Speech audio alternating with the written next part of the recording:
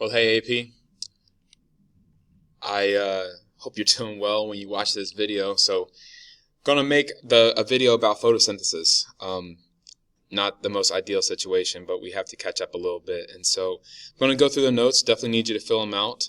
I hope this video helps, and then I'll show you some videos in class, and we'll do some interactive stuff to, cement hopefully the concepts into your minds. But yeah, let's go ahead and get started. So photosynthesis, some of these videos I'm going to talk to you about in class. But before beginning this chapter, you should be able to do the following. Describe the energetic differences between catabolic and anabolic pathways. So catabolic pathways, break down, and then anabolic pathways builds up. And so catabolic is exergonic, which means energy is exiting, and energonic is anabolic, which means energy is required. Photosynthesis is anabolic. We are building in photosynthesis. Redox reactions, they're not going away. Oil rig, oxidation is loss, reduction is gain. What are we gaining? Electrons via hydrogens, atoms, and so we're gaining energy. So in photosynthesis, CO2 is going to be reduced into like sugars, and so that's important. And then electron transport chain. We've talked about it briefly, like chemiosmosis. Briefly touched on it, but we're going to really dive into it with photosynthesis and cellular respiration, okay? So I'll let you read this and pause and answer it, and then I'll go through the answer. Okay, so which of the following is a true statement? Anabolic pathways build molecules, require energy, and are endergonic. That sounds pretty good. Catabolic pathways do not build. Catabolic pathways break down, but they don't necessarily require energy, right? Some of them just need a little, an enzyme around or whatever. So I would consider this answer to be the best. That's weird lines, okay? Go ahead and pause this. Okay, and so the answer is this one. Why? Because an electron acceptor is accepting an electron, so if you're gaining an electron, you're reduced. And thereby, if you accepted an electron from something else, you were an oxidizing agent because you had to oxidize the other thing in order to reduce yourself. Okay, and then number 3, go ahead and pause. Okay, this one's kind of interesting, so I do want to kind of go through each one with you. We're not gaining potential energy, so because we're going from high potential energy down to low potential energy in electron transport chain. Okay, electrons store energy that can be used to break down sugar molecules. We're storing energy, but we're not using that to break down sugar molecules. That happens in glycolysis and cellular respiration, so that's not the case. Electrons are passed from a reducing agent, which means this is being oxidized, to an oxidizing agent, which means that is reduced, releasing free energy each step. That is the correct answer. Protons are not pumped. Protons, hydrogen ions, they just kind of fall. They go from high to low through ATP synthase, and so that is also not the case there. Okay, so let's go ahead and dive into photosynthesis. So this is from AP Classroom. Photosynthetic organisms capture energy present in sunlight, which is then available to heterotrophic organisms, which means they need to eat within a community as energy flows from one organism to another. The core processes that define this interaction are enabled by cellular structures that evolved early on that allow the capture, storage, and use of energy. So you can see a lot of different big ideas. Okay, so let's get into some blanks here. Of course, hopefully the blanks are red. But plants and other organisms that have chloroplasts, so that's the main organelle that we're going to be talking about, are able to conduct photosynthesis. Photosynthesis converts, right? Energy can't be created or destroyed. So it converts solar energy into chemical energy inside chloroplasts. Directly or indirectly, photosynthesis nourishes almost the entire living world. Almost, because chemosynthesis is down in the depths of the sea. Autotrophs, auto means self, so self-feeders, like an automatic transmission shifts itself. Autotrophs are producers, so this is some ecology terms here, but you need to know those. They make organic molecules, which means carbon-based molecules, from CO2. CO2 is like fully oxidized, not really energy in that.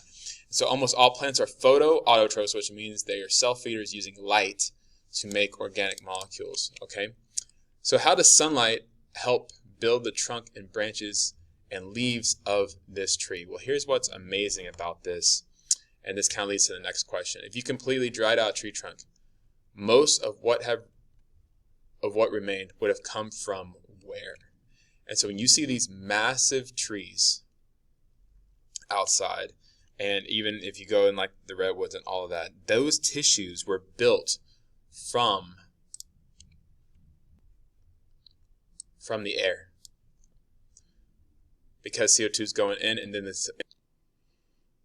Sorry, I had a little technical difficulty, but yeah, CO2 is going in, and so all the tissues that's been built, it came from the air, and so that's pretty impressive to kind of think about. And then this also, the carbon came from the air because the plant takes in CO2 through its stomata, and of course, living things eat those tissues for food. So heterotrophs, again, like these ladybugs, we obtain energy from eating other organisms. Okay, so consumers, that's an ecology term. There's different types of consumers, you know, omnivores, herbivores, carnivores.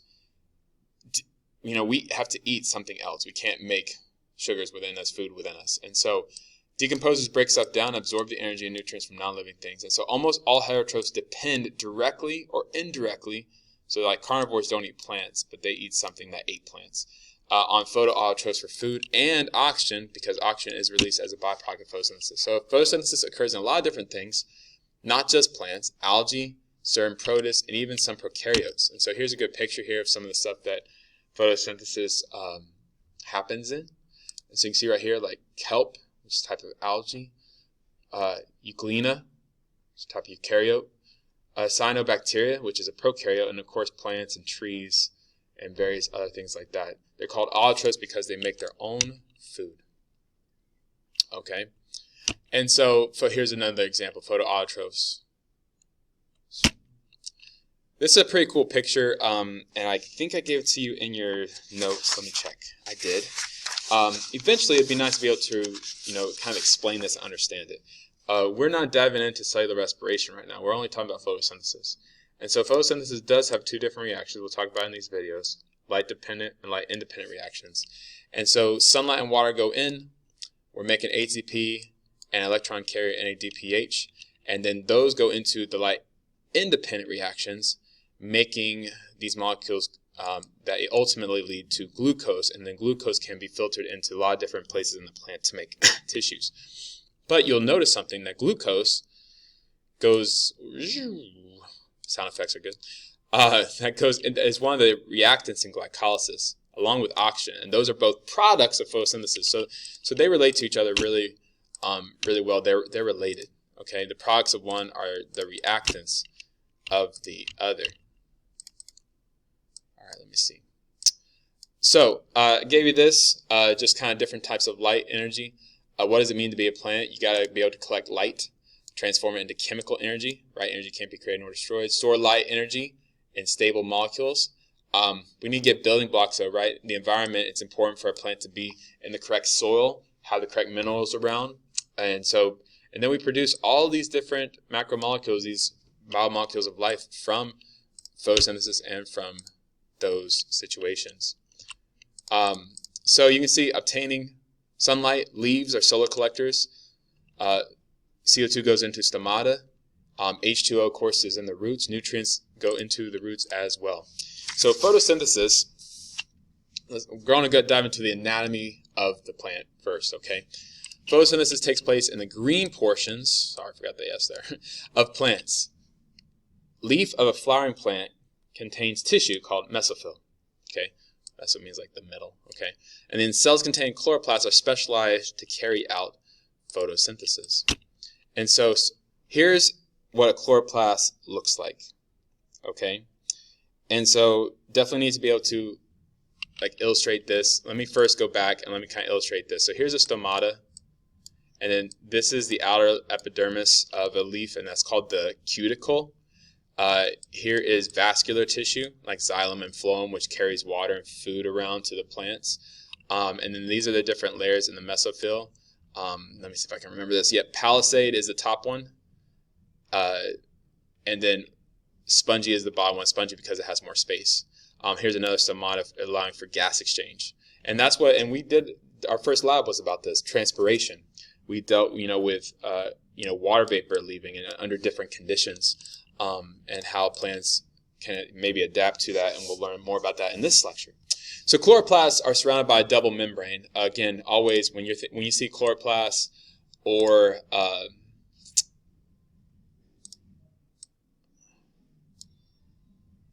mitochondria, you need to be thinking about the endosymbiotic theory, right? And Mad Doctor as the acronym to understand like the evidences of that. And so definitely need to be thinking about that. So surrounded by a double membrane. So here's the membrane. Oh, my bad. Gotta go back to like my writing thing. Okay.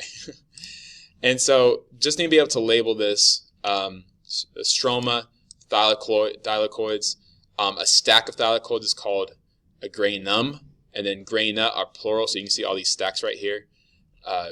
Boom, boom, boom. Those are all graina. And then chlorophyll is a pigment, and then that allows plants to absorb sunlight.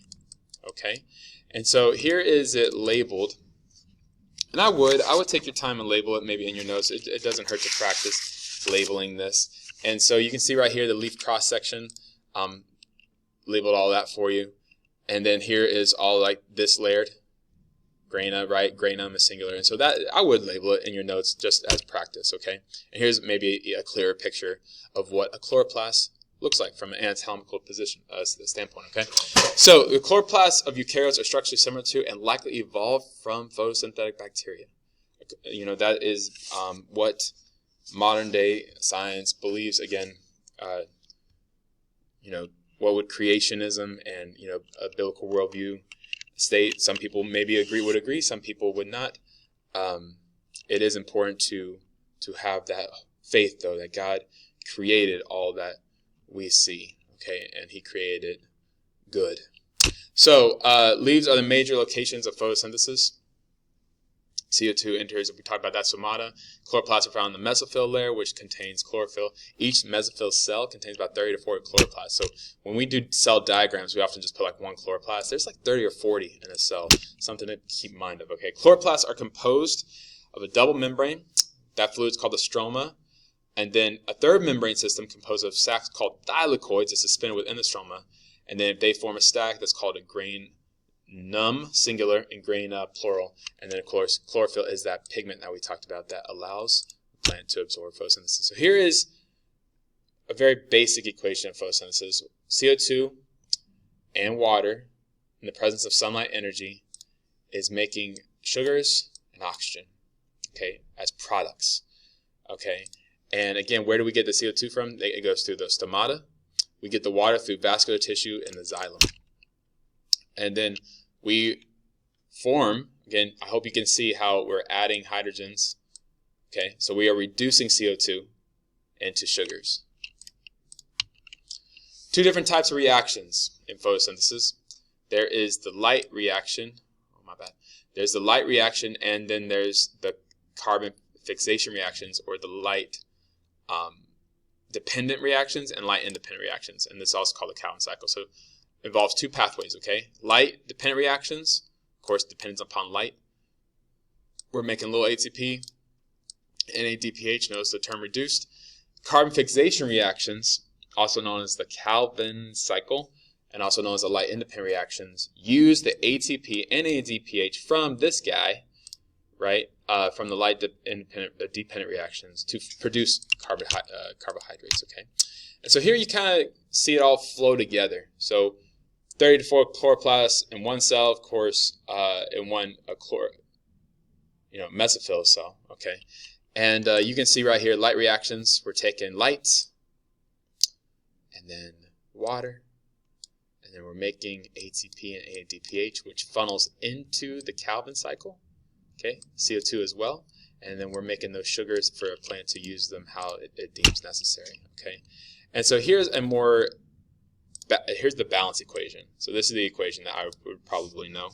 And there's a place there for you to write it, hopefully on your lab, okay, on your packet.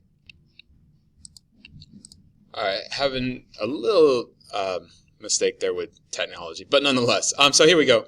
Definitely need to know this balance equation. It's important, okay? And they did a little experiment, scientists in the past, about like where did the oxygen come from, okay? Chloroplast split water. Okay, so the question was, okay, did the oxygen in carbohydrates come from CO2 or from water? And so they used an isotope, to try to record that. And so what they found was that reactants, you can see that the oxygen from water is released as the gas. And then the oxygen from CO2 is put into the sugars. Kind of interesting. And so here's a great picture here as far as redox reactions. I gave it to you in your notes, of course, but you can see right here CO2 is being reduced and water is being oxidized. It'd be great to kind of think about agents here. What's the oxidizing agent? What's the reducing agent? That would be a good thing to kind of think about. And then here are the questions, okay? We'll go through these in class, but definitely answer them before then. How do CO2 molecules used in photosynthesis reach and enter the chloroplast and leaves? Explain how the use of an oxygen isotope helped elucidate the chemistry of photosynthesis. And